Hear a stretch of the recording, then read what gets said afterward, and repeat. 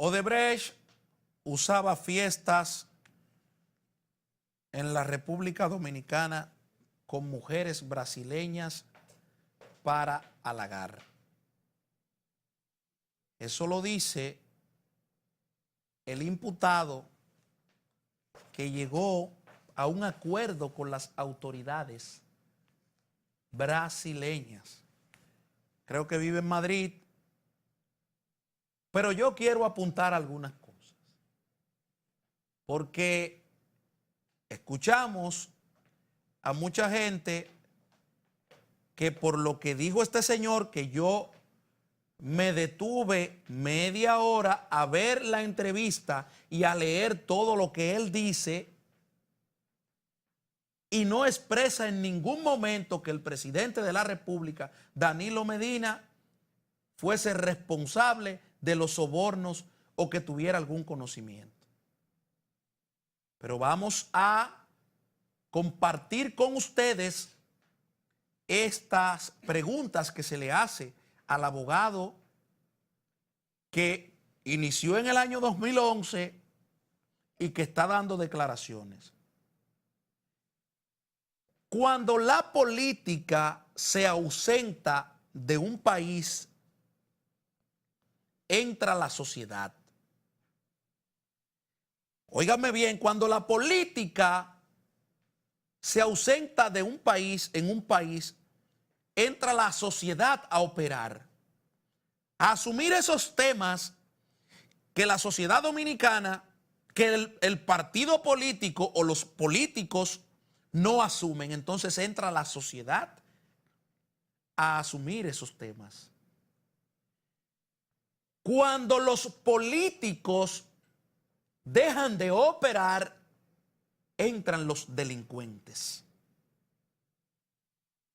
Cuando los políticos en una nación dejan de operar, por eso hablaba yo ayer, compartía con ustedes la importancia del discurso en el político tradicional. La reivindicación de aquellos temas ausentes en la República Dominicana, pero con un carácter ideológico, filosófico, en la voz de un político, en la boca de un político. ¿Por qué digo esto? ¿Quién es que está trayendo a la palestra pública el tema de Odebrecht? ¿Es la política o los delincuentes?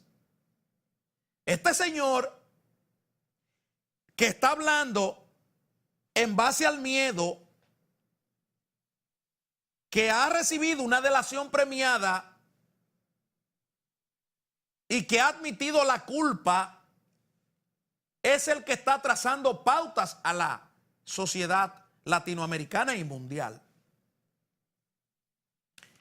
Cuando se le pregunta a él, en ese interrogatorio que le hacen dos periodistas del país, dice: ¿a cuántos funcionarios y candidatos y presidentes sobornó Odebrecht? A más de 1000 a través de la firma. Cobraron desde gerentes de empresas públicas a jefe de Estado. Solo en Brasil hay 500 personas afectadas y existen políticos y altos funcionarios brasileños cuyos nombres todavía no han trascendido. ¿Y por qué usted no lo pone a trascender? Ven acá, ¿cuánta gente entraron por esa puerta? No, por ahí entraron muchísima gente. Ajá. No, pero perdón. Eso en un tribunal eso funciona. Director, ¿cuántos muchachos que hay aquí funcionando? No, un viaje. Pero yo pregunté que cuánto hay. 3, 4, 5, pues usted no sabe, yo le tengo un regalo a los 5. No, es que hay un viaje. Número 1.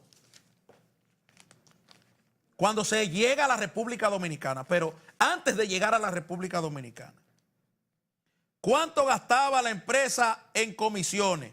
Cerca de 260 millones de euros. Ahí él le puso cifra. Ahí él encontró una cifra y le puso cifra. ¿Por qué Odebrecht aceptó un acuerdo que ponía en reconocimiento de culpabilidad? Porque existía mucha presión de los empleados Si los directivos no hubieran accedido del acuerdo, los trabajadores lo habrían hecho individualmente. Eso es lógico en un proceso penal. Ahora, ¿se pagaron sobornos en especie? Sí. Odebrecht intentó en el 2014 regalarle un avión al expresidente de Panamá, Ricardo Martinelli. El político lo rechazó. La constructora quería quedar bien con Martinelli y con el candidato de su partido, el oficialista Cambio Democrático, que concurría a las elecciones generales del 2014.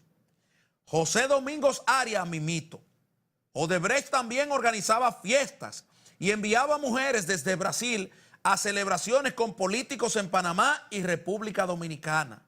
Con políticos en Panamá y República Dominicana. Vuelve y lo generaliza. Políticos en Panamá y políticos en República Dominicana.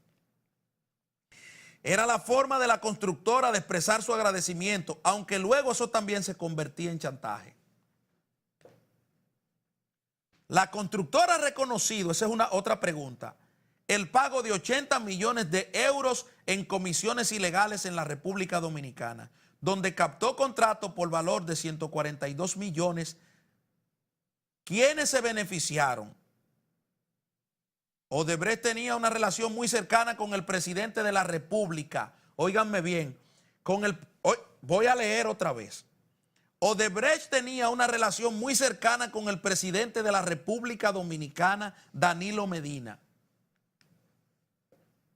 Odebrecht, la empresa. La empresa tenía una relación muy cercana con el presidente de la República Dominicana. La empresa, lógicamente que tiene que tener una relación, porque ¿cuál es el primer mandatario? ¿Quién es que lanza y ejecuta el presupuesto? ¿Va a tener una relación con el secretario de prensa y propaganda de Tangamandapia? No, porque si se va a ejecutar una obra, lógicamente que el presidente la va a anunciar el 27 de febrero y a través de el presidente tiene contacto. Vuelvo y le repito la pregunta. La constructora ha reconocido el pago de 80 millones de euros en comisiones ilegales en República Dominicana, donde captó contrato por 142 millones de dólares. ¿Quiénes se beneficiaron? Él no ha dicho que el presidente de la República en esa respuesta se benefició de eso. Ante la pregunta del periodista, él dice, ¿quiénes se beneficiaron de estos sobornos? Y oigan la respuesta. Odebrecht tenía una relación muy cercana con el presidente de la República, Danilo Medina. Yo no le pregunté eso a usted. Yo le pregunté quiénes se beneficiaron. Entonces, y le recomendó al publicitario Joao Santana. Odebrecht tenía una relación directa, cercana con el presidente de la República y le recomendó a fulano. Oigan bien, no ha respondido la pregunta todavía. Ahí, en las dos respuestas que ha dado, no ha respondido la pregunta. Y miren dónde se sale ya del tema. Es decir, él en la pregunta anterior mencionó a Martinelli. Mencionó incluso el avión que le quería regalar a Martinelli. Y en la antepenúltima pregunta que yo le leí a ustedes, él le pone cifra, 260 millones de euros, todo lo que usted. Él le pone cifra. Pero cuando llega a la República Dominicana dice, además, Marcelo Odebrecht, presidente de Odebrecht, decidió en el 2015 trasladar al Departamento de Operaciones Estructuradas la oficina que pagaba soborno desde Sao Paulo a Santo Domingo. Es decir, el traslado de la oficina de Sao Paulo a Santo Domingo. La finalidad era tener más control ante posibles operaciones policiales e investigaciones. ¿Cuál era la finalidad? ¿Cuál era la finalidad del cambio de allá para acá? Tener mayor control ante las posibles operaciones policiales e investigaciones. Yo vuelvo y leo la pregunta, porque dicen que muchos son bocinas, otros son Twitter desconectados, amplificadores sin salida y eso suena más feo que el carajo. Es analizar esto. Es que quien está dando estas declaraciones es un delincuente. Yo le pongo varios ejemplos. Álvaro Gómez Hurtado, candidato presidencial en Colombia en el año 1998, fue asesinado. Pero resulta que el asesinato de Álvaro Hurtado se considera como un crimen de Estado.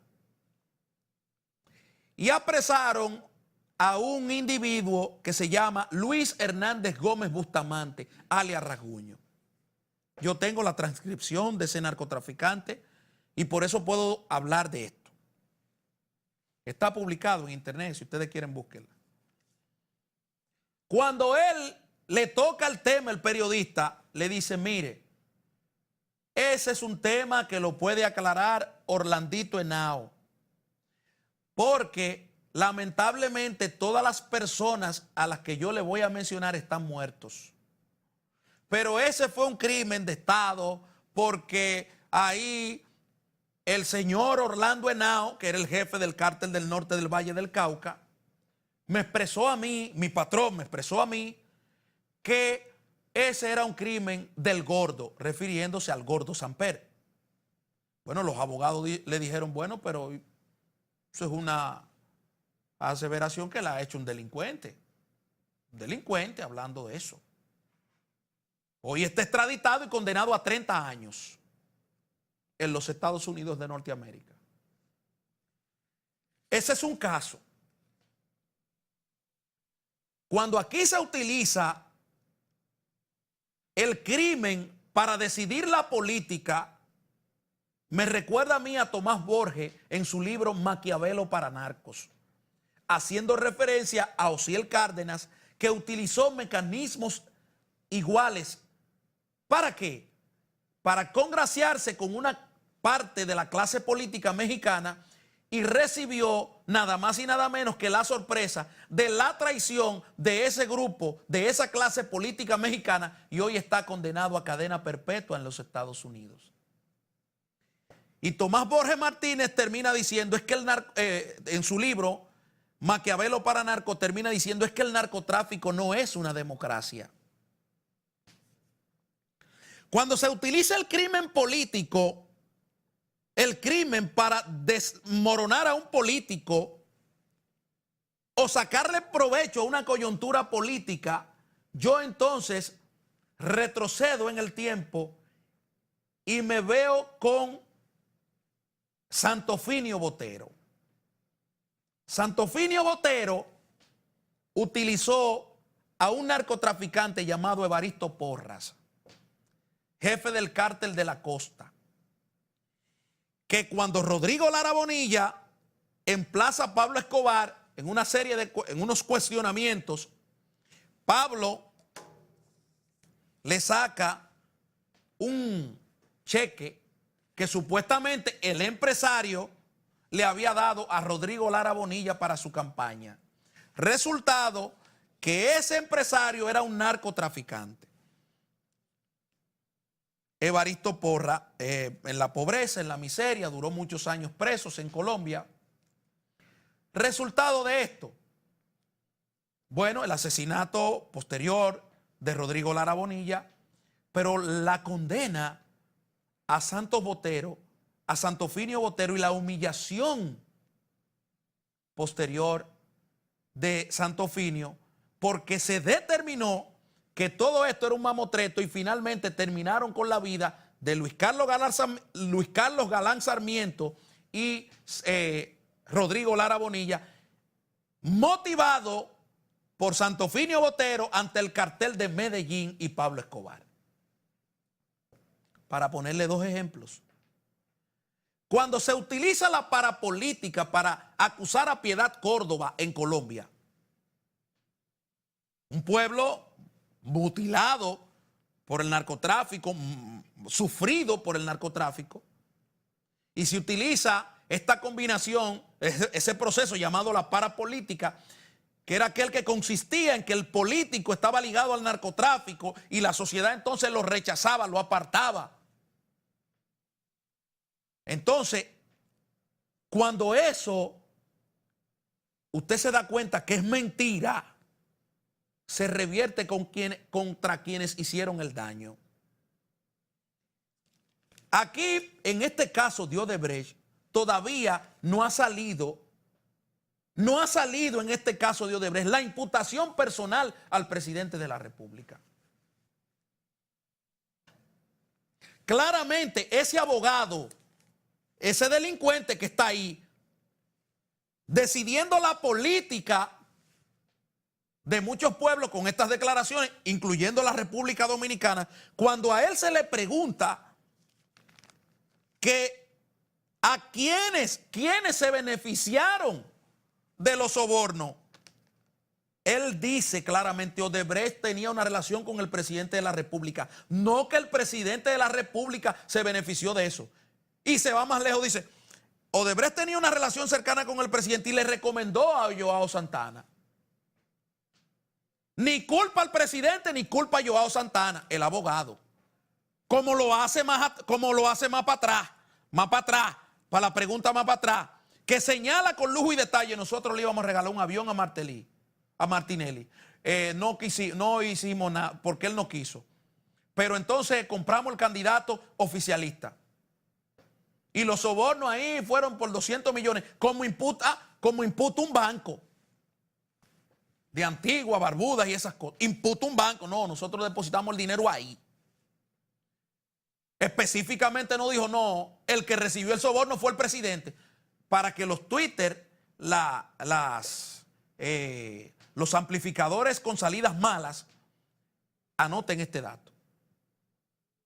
Es decir, quien está trazando la política es un delincuente.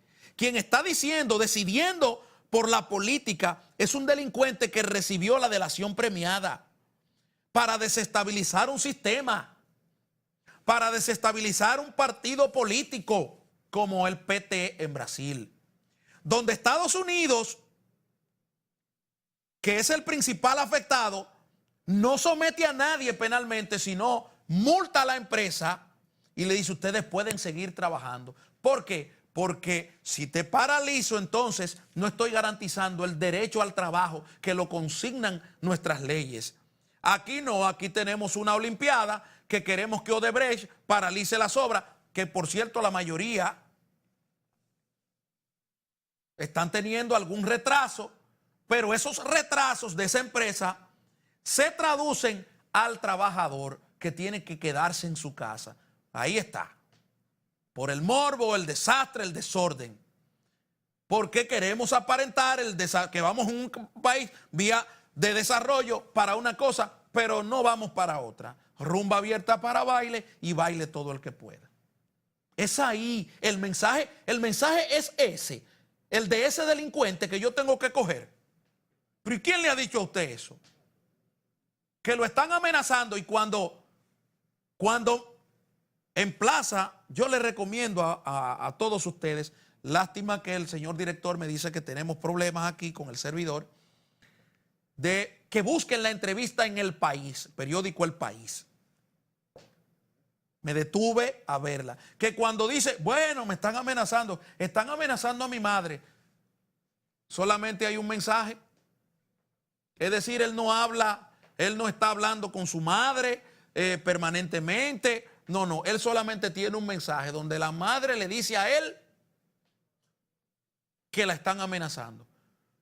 Es decir, que la madre te escribió, tu mamá te escribió para eso. Mira, mi hijo, me están amenazando ya. Imagínate tú. Cuando la política se ausenta de la nación, entra la sociedad. Pero cuando los políticos dejan de intervenir en esa sociedad, entonces entran los delincuentes. ¿Han entrado los delincuentes internacionales a definir la política? Se los dejo de tarea. Lamentablemente hemos llegado al final de este programa. Le damos las gracias a cada uno de ustedes por haber sintonizado Derechos y Sociedad. Hasta mañana.